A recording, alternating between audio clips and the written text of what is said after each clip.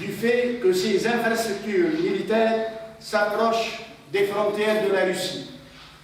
Que depuis 30 ans, la Russie s'est efforcée avec persistance et patience de parvenir à un accord avec les principaux pays de l'OTAN sur les principes de sécurité égale et indivisible en Europe, sans résultat.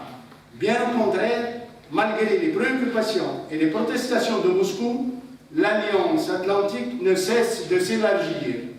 La machine de guerre, dit-il, est en marche et elle s'approche de très près de nos frontières. Il ajoute, il attribue l'attitude du bloc occidental à l'effondrement de l'URSS et à la rupture de l'équilibre des pouvoirs dans le monde, conduisant à une situation où les traités et les accords ne sont réellement plus en vigueur.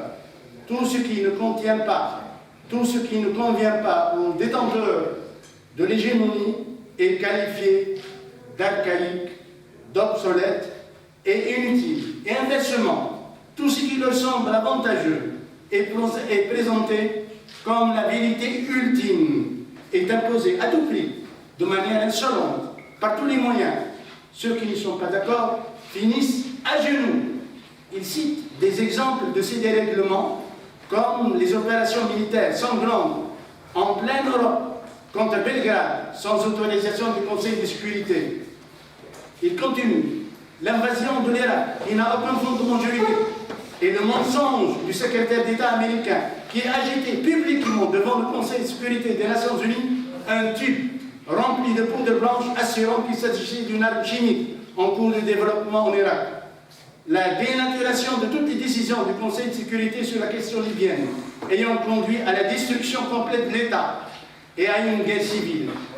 Un sort similaire, dit-il, a été réservé à la Syrie pour les opérations militaires de la coalition occidentale sans le consentement de ce pays et sans les sanctions du Conseil de sécurité ne sont rien d'autre qu'une agression.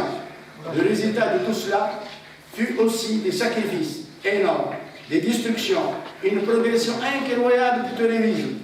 En fait, on a l'impression, poursuit-il, que pratiquement partout, là où l'Occident vient mettre en place son ordre, cela se termine en blessures sanglantes qui ne se cicatrisent pas. S'ajoutent à cela les promesses faites à la Russie de ne pas étendre l'OTAN d'un pouce vers l'Est. Ils ont menti. En termes populaires, ils nous ont tout simplement arnaqués.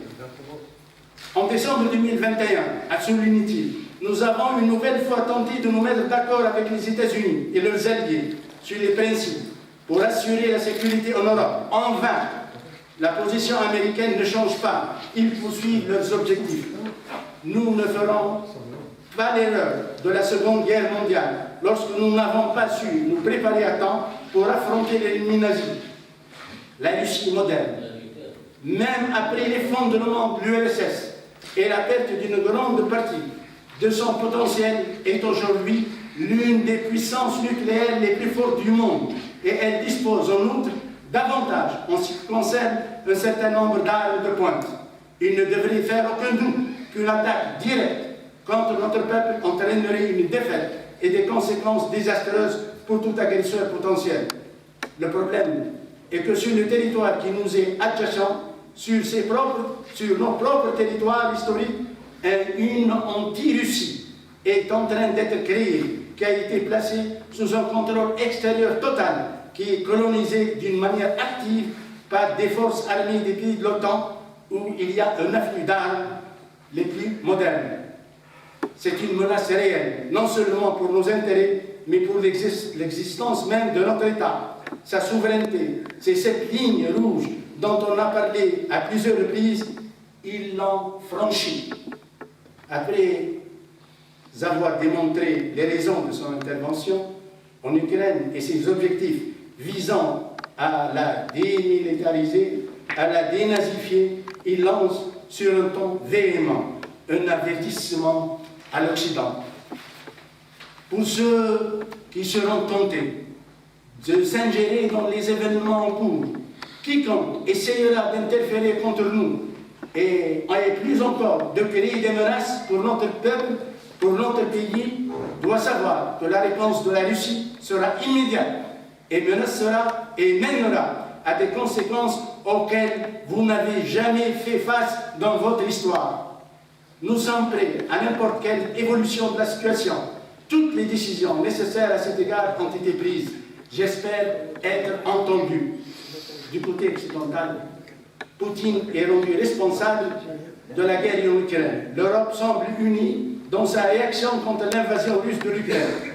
Mais la question que l'on se pose, jusqu'où peut aller Poutine dans la détermination fait peur. Atteindra-t-il les objectifs qu'il avait annoncés concernant l'Ukraine? Quelle Europe sortira de cette crise? Quel rapport de force? Quel nouveau monde va-t-il surgir? Quelles conséquences au plan économique concernant notre région et notre pays? Ce sont des questions qui vont, je le pense, être développées par notre conférencier et certainement au cours des débats. Je vous remercie.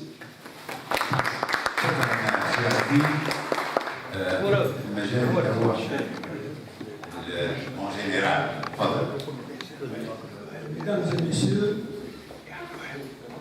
j'avais préparé un petit exposé en arabe d'abord. Malheureusement, il a disparu. Je crois qu'il y a eu un virus qui l'a fait disparaître le flash. Heureusement, j'ai une alternative sur cet exposé en français. Je vais essayer d'être bref et vous donner les éléments essentiels sur le plan géostratégique et militaire concernant ce conflit. Alors, tout d'abord, l'Ukraine.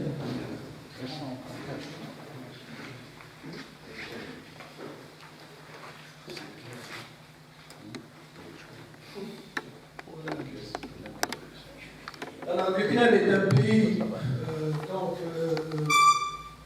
de l'Europe de l'Est. Vous voyez sur cette carte la délimitation du pays avec ses voisins et tout de suite il y a deux remarques importantes. La première remarque, c'est que du côté est,